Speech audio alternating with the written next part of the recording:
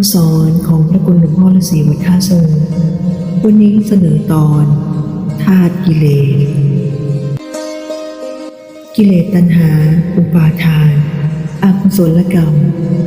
มันจะให้เราเป็นทาสของมันต่อไปถ้าเราดีใจตามคำสรรเสริญพ่อเขาสรรเสริญเราก็มารับฟังแล้วก็ทำเฉยๆว่าต่อไปก็จงคิดว่าช่างมันใครนินทาก็ช่างมันใครสรรเสริญก็ช่างมันเราไม่ยอมรับนับถือเพราะเราทราบอยู่แล้วว่าเราจะดีหรือจะชั่ว